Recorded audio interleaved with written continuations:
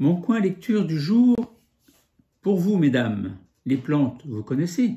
Au secours, ma plante est en train de flétrir. Qu'est-ce qu'il faut que je fasse? Parlons aujourd'hui de plantes aux cellules turgescentes et plantes aux cellules flasques. Il vous est tous arrivé d'avoir une plante en pleine forme et une plante qui est complètement, on a l'impression qu'elle s'effondre sur elle-même, elle flétrit, elle est comme morte.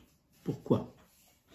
Eh bien, l'apparence d'une plante, comme par exemple n'importe quelle plante, une impatience qui flétrit, donc vous voyez que votre plante, elle flétrit, on a l'impression qu'elle est morte.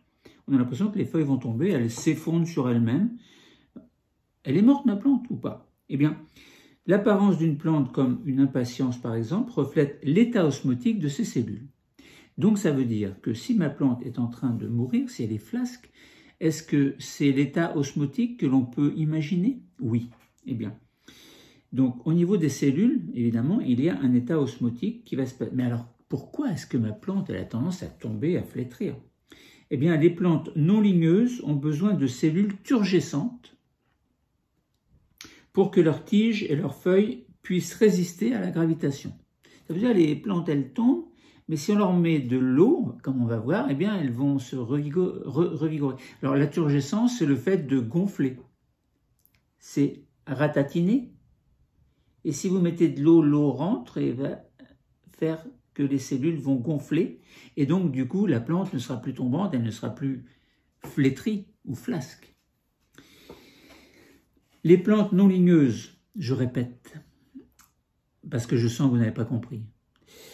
Les plantes non ligneuses ont besoin de cellules turgescentes.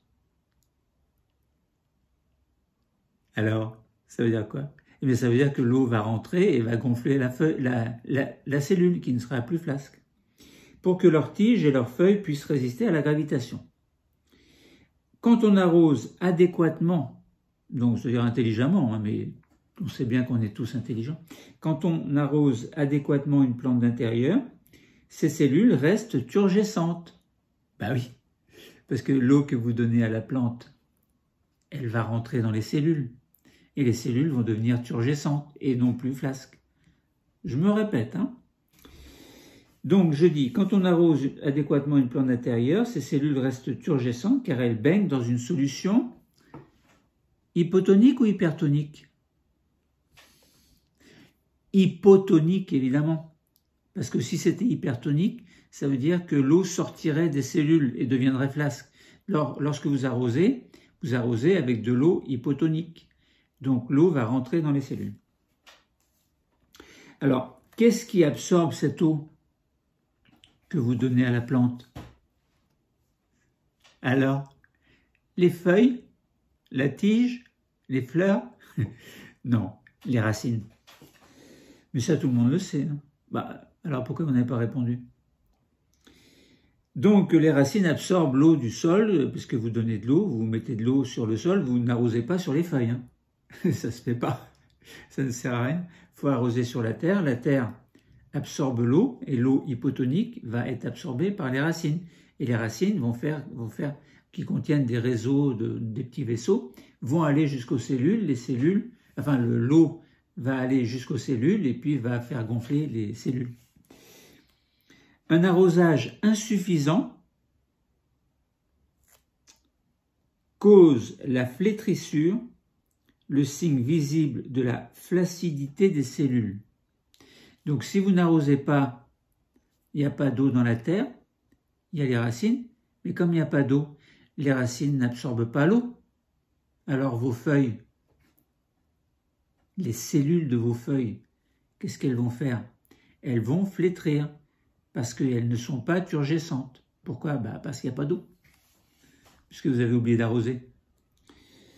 Si la plasmolyse n'a pas encore eu lieu, alors la plasmolyse c'est quoi? C'est l'éclatement de la cellule. S'il y a trop d'eau à l'intérieur, elle éclate. S'il n'y a pas assez d'eau, elle va mourir aussi. Bon. Donc on peut revigorer une plante flétrie simplement en l'arrosant. La turgescence de ces cellules va donc se rétablir. Une petite remarque, si vous fertilisez trop. Donc une fertilisation exagérée du sol peut aussi entraîner la flétrissure. Et ça, tout le monde ne le sait pas. Pourquoi? Pourquoi je mets la quantité d'eau qu'il faut, mais ma plante, elle flétrit quand même. Et je me suis aperçu, parce que je suis intelligent quand même, que j'ai mis de l'engrais. Alors, quelle est la relation entre la flétrissure et l'engrais? Pourquoi l'engrais va faire flétrir les plantes? Vous avez la solution, vous? Eh bien, une fertilisation exagérée du sol peut aussi entraîner la flétrissure. Ça, j'ai déjà dit, hein. Mais pourquoi?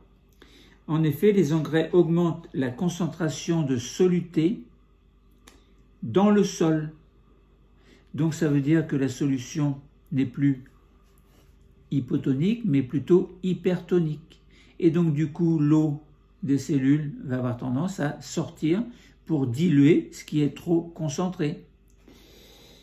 Qu'est-ce qui est trop concentré? C'est l'engrais qui se mélange à l'eau dans le sol. Donc, en quantité excessive, ces solutés rendent la solution du sol hypertonique par rapport au liquide contenu dans les racines. La plante perd alors de l'eau par osmose. Ah, c'est bête, hein? C'était mon point lecture du jour.